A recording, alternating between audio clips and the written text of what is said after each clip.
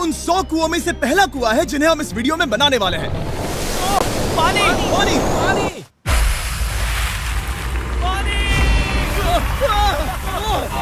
आपने अभी अभी केन्या के एक छोटे से गांव को पीने के पानी का अनलिमिटेड सप्लाई मिलते हुए देखा, वो भी सिर्फ 1 सेकंड में। अभी एक कुआं बना है और 99 बाकी है। आपको ये वीडियो बहुत पसंद आएगा। इन 100 कुओं को मिलाकर 5 लाख से ज्यादा लोगों को पीने का ताज़ा पानी मिलने वाला है। केन्या की इस साइट पर कुछ कुएं बनाने के बाद हम नाइरीरी स्कूल सिस्टम के साउथ में गए और कह सकते हैं कि उन्हें हमसे मिलकर बहुत खुशी हुई। क्या हाल है? मैंने ऐसा नहीं सोचा था। स्वागत के लिए शुक्रिया। समझ नहीं आता कैसे रिएक्ट करूं। बहुत बहुत शुक्रिया दोस्तों। हमारे आने पर इस गांव ने हमारा जोरों से स्वागत किया और नोलन इसमें थोड़ा खो गया।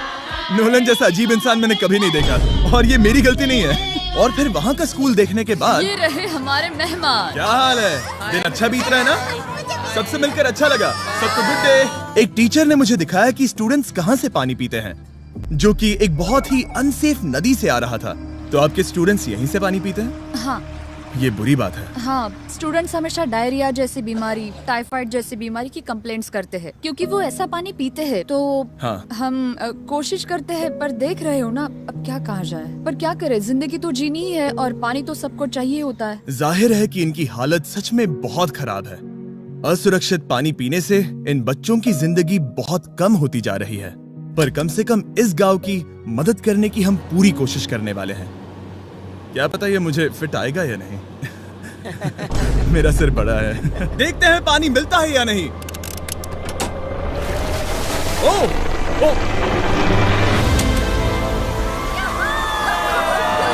बारिश हो रही है, क्या नजारा है।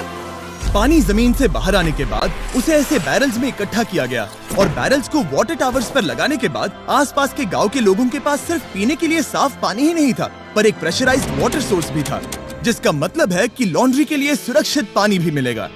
और खींचो। मुझे बताओ ये नोलन की मॉम से कितना हैवी है? नोलन की मॉम से दुगना। Oh God। मैं तुम्हें यहाँ से धकेल दूंगा। ठीक है, इसे अब यहाँ रख दो। हमने केन्या में और 20 कुएं बनाए और उसके बाद इसके जूते में भी कुआं डोंट है। वरी, मेरे दूसरे जूते में भी पानी है। मैं बताता हूँ कि हमने ये 29 कुएं कैसे बनाए। इस विशाल सी ड्रिल से जमीन में सैकड़ों फीट गहरा गड्ढा किया, वो भी पॉल्यूटेड सोर्सेज से होकर सीधे विशाल से पीने लायक पानी तक। उसके बाद हमने पाइप्स इंस्टॉल किए ताकि लोग पूरे अफ्रीका में इन हैंड पंप से पानी ले सके और नाइरीरी में भी। इसे टेस्ट करके देखते हैं। पानी जैसा है। मुझे इस 5 गैलन ड्रम को भरने के लिए 5 मिनट लगे। इससे एक दिन में कितना पानी मिल सकता है? 3600 गैलन्स एक दिन में। ये न केवल स्कूल के 400 बच्चों को कवर करेगा, बल्कि स्कूल के आसपास के गांव वाले भी इसका अच्छे से इस्तेमाल कर सकते हैं। पानी के लिए शुक्रिया आपका। कोई बात नहीं। ये पंप नॉन स्टॉप 30 सालों तक चल सकता है। आपको लग रहा होगा कि इस तरह का बड़ा काम करने के लिए एक बड़े गवर्नमेंट की जरूरत पड़ेगी, पर ये सच नहीं है। ये प्रॉब्लम सुलझाना बिल्कुल मुमकिन है और ऐसी चीजें करने के लिए इंसानियत को आगे आना ही चाहिए। आपके कामयाबी का राज क्या है? सच कहूँ तो ऐसा कुछ खोजो जो तुम्हें करना पसंद है, उसे लंबे समय तक करो और तुम्हें कामयाबी जरूर मिलेगी। मैं इसे बहुत करीब लाने वाला हूँ, देख रहे हो? मजेदार है ना? जरा ऊपर देखो, वो रिकॉर्ड कर रहा है। ठीक है, मैं इसे करीब लाने वाला हूँ। ठीक है। हाँ, तुम खुद को देख सकते हो। हम इस गांव के लिए भी कुआं बना पाए, इस गांव के लिए भी और इन दूसरे 12 गांवों के लिए भी। और जब हम ये पंप्स लगा रहे थे, तब हमने यहाँ के एक स्कूल को नए कंप्यूटर से अपग्रेड भी कर दिया। बच्चों को ये कैसा लगा? शुक्रिया, सच में उन्हें ये बहुत पसंद आया। खुशी है कि सब ठीक से हो गया। हमने क्लासरूम्स में नया फर्नीचर भी लगाया, उसके साथ कुछ शेल्व्स नई बुक्स के साथ, और सभी स्टूडेंट्स को एक फुटबॉल भी दिया। Thank you mister beast, thank you. यहाँ तक कि सभी क्लासरूम्स में नए व्हाइट बोर्ड्स और प्रोजेक्टर्स भी लगाए। आप सबको ये प्रोजेक्टर पसंद आया? हम चौक का इस्तेमाल कर रहे थे जिससे बहुत डस्ट होता था, लेकिन आज सब कुछ साफ है। हमें इस बात की खुशी है। कोई बात नहीं, इतना तो कर ही सकते हैं। पर जब हम 45वें कुएं की साइट पर गए, तब एहसास हुआ कि वहाँ का हाल और भी बुरा है। जब भी उन्हें पानी की जरूरत पड़ती थी, तब उन्हें जंगल से 1 मील खतरनाक रास्ता तय करके जाना पड़ता था, जो एक विशाल सी पहाड़ी से जाता है। मैं जल्दी उठता हूँ, लगभग सुबह 4 बजे, ताकि मैं स्कूल के लिए पानी ला सकूँ। यहाँ से पानी निकालना सेफ नहीं है। ये जगह बहुत स्लिपरी है, जिससे किसी को चोट लग सकती है। हमने उनके कुएं पर काम करना शुरू किया, तब उन्होंने मुझे दिखाया कि वो पानी कहाँ से निकालते थे। आपको दिन में ऐसे कितने चक्कर लगाने पड़ते हैं? 2 बार। दिन में 2 बार? ओह वाह, तो एक आम स्टूडेंट ऐसा ही कुछ ले जाता है? हाँ। ओह गॉड, अगर 200 स्टूडेंट्स ऐसा रोज करते हैं तो ये कितना मुश्किल होगा? बहुत मुश्किल हो सकता है। ओह गॉड, ये ढलान तो बहुत बड़ी है। अरे यार, ये ढलान तो रुकने का नाम ही नहीं ले रही। हर रोज मैं सच में दंग रह गया कि ये चढ़ाई कितनी मुश्किल थी। ये सब इतना कुछ करते हैं ताकि वो यहाँ तक पहुँच सके, जहाँ इन्हें साफ पीने का पानी मिल सके। आमतौर पर आप पानी यहीं से लेते हो? हाँ। और पानी भरने के बाद ये जग्स लगभग 18 किलो तक हो जाते हैं, जो इन बच्चों के लिए पहाड़ियों से ले जाने के लिए बहुत मुश्किल है। लेडीज आराम से ये 2 उठा सकती हैं। तो मैं अभी जरूर ले जा पाऊंगा। और एक बार हमने जग्स भर लिए, उसके बाद वक्त था वापस ऊपर जाने का। जल्दी करो, चलते हैं। इससे तो पसीना भी नहीं आ रहा है। मैं ले लूंगा। और अब घंटों तक असुरक्षित पानी को इकट्ठा करने के बजाय उनका नया पंप स्कूल के बस 10 फीट दूर था, तो अब ये यहाँ से पानी ले सकते हैं। बहुत थक गया। और फिर हम गए हमारे अगले गांव में, जहां हमने बनाया हमारा 46वां कुआं। पर हमें एक प्रॉब्लम से गुजरना पड़ा। हमने देखा कि ये गांव आधे से बटा हुआ है, वो भी इस खतरनाक सी नदी से। ये अभी इतनी खतरनाक नहीं लगेगी, पर जब बारिश का मौसम आता है, पानी ऊपर तक आकर इस पुल को पूरी तरह से निगल लेता है। और ये पुल इसलिए इतना जरूरी है क्योंकि वहाँ जो गांव है, वहीं पर सभी हॉस्पिटल्स और स्कूल्स हैं, इसलिए यहाँ से रोज गुजरना पड़ता है। ये खतरनाक है, लेकिन इस पुल के अलावा इनके पास और कोई ऑप्शन नहीं है। जब ये नदी उफान पर होती है तो ये किसी को भी बहा ले जाती है, लोग, स्टूडेंट्स, यहाँ तक कि जानवर भी। हाल ही में इस नदी को क्रॉस करने की कोशिश में हमने 3 लोगों को खो दिया। इस तरह किसी की जान जाना पागलपन है और हम इसे स्वीकार नहीं कर सकते। और जिस पल हमने इस बारे में सुना, तब हमें मदद करनी ही पड़ी। तो पंप तक जाने वाले पुल को जब हमने ठीक करना शुरू किया, तब हमने केन्या से 2000 मील दूर जिम्बाब्वे देश का भी सफर तय किया। अफ्रीका में आए 1 हफ्ते से ज्यादा हो गया है और अब भी कई पंप्स लगाने बाकी हैं। तुम में से बदबू आ रही है। पर मैंने सुबह ही शावर लिया था। बात होते ही मैं हाथ नीचे ले लूंगा। इस काम के लिए मैं तुम दोनों पर भरोसा कर सकता हूँ? हाँ। हमें सबसे पहले एक लोकल हॉस्पिटल की जांच करनी थी, जहाँ साफ पानी की सख्त जरूरत थी।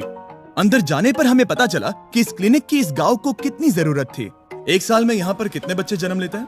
1 महीने में करीब 50। इसका मतलब 1 साल में पूरे 600। वाह!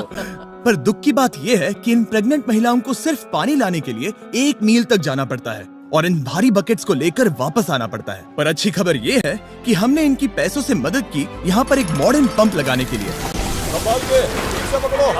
और अब बस देरी थी इसे शुरू करने की। ठीक है नोलन, क्या तुम तैयार हो? मैं तैयार हूँ। ओवर। मुझे एक ड्रामेटिक जूम इन दो। नोलन, मैंने बटन दबा दिया है, ये काम कर रहा है? पानी आ रहा है। आप जाकर चेक करना चाहेंगे? हाँ। वहाँ पर? हाँ, चलो चलते हैं। लोगों को पानी मिलता देख मुझे आखिर बहुत अच्छा खुशी हो पानी रही मिल ही है। गया। ये सच में कमाल की बात है। हमारा नोलन एक प्रोफेशनल डांसर है। हाँ। यकीन नहीं हो रहा, मैं डांस कर रहा हूँ। वो कर क्या रहा है? ओह गॉड, सॉरी, मैं नहीं चाहता कि आप इसे और देखें। साफ पानी मिले ये पक्का करने के अलावा इस गांव में बहुत से स्टूडेंट्स को ट्रांसपोर्टेशन की भी दिक्कत थी, तो हमने इन सबको नई साइकिल्स देने का फैसला किया। बच्चे बहुत ज्यादा हैं, पर हमने साइकिल्स भी उतनी ही खरीदी हैं। सच बताऊं तो मुझे साइकिल चलाना नहीं आता। जिमी को सिर्फ साइकिल देना आता है। कभी इसे चलाना नहीं सीखा। तो चलो हम एक रेस लगाते हैं। 3, 2, 1, गो! ओह माय गॉड, सभी मुझसे आगे जा रहे हैं। संभल के, मुझे चलाना नहीं आता, किसी को उड़ाना नहीं चाहता। तुम इसे चलाओगे? ठीक है, जाओ चलाओ। ओके। और इन्हें साइकिल्स देने के बाद हमने तब तक पंप्स लगाए जब तक हम पहुंच गए कुआं नंबर 69 तक। ये कुआं सोलर पावर्ड है, जो गांव के किसानों के लिए खास बनाया गया है, ताकि इनकी फसलों और जानवरों को जरूरत से ज्यादा पानी मिल सके। चाहे गर्मी हो या फिर बिजली ना हो, इससे कोई फर्क नहीं पड़ेगा। हर एक पैनल है 200 वॉट्स का, जो एक पंप से जुदा है। ये पंप हर घंटे 5000 लीटर पानी खींच सकता है। बेसिकली ये अनलिमिटेड पानी का सोर्स है इस पूरे गाँव के लिए। ये बहुत बढ़िया है। और जिम्बाब्वे छोड़ने के बाद हम चाहते थे कि अफ्रीका की सभी कम्युनिटीज को पानी मिलता रहे, इसलिए हमने और कुछ पंप्स बनाए युगांडा में, सोमालिया में और कैमरून में। कैमरून में हमने क्या क्या किया ये देखने के लिए फिलैंथ्रोपी चैनल पर हम जल्द ही एक वीडियो अपलोड करने वाले हैं। इन गाँव में वक्त बिताने पर मुझे एहसास हुआ कि पंप्स लगाना कितना जरूरी होता है।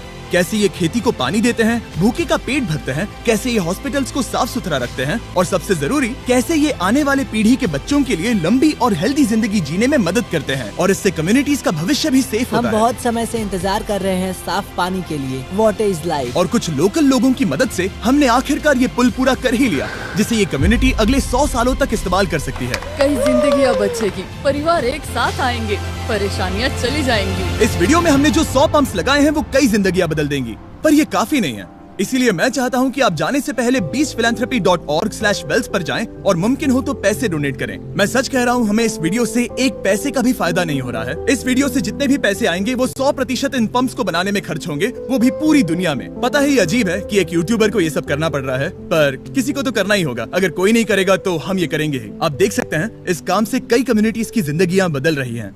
और फाइनली 100वां पंप। ओह माय गॉड, मुझे माफ करना।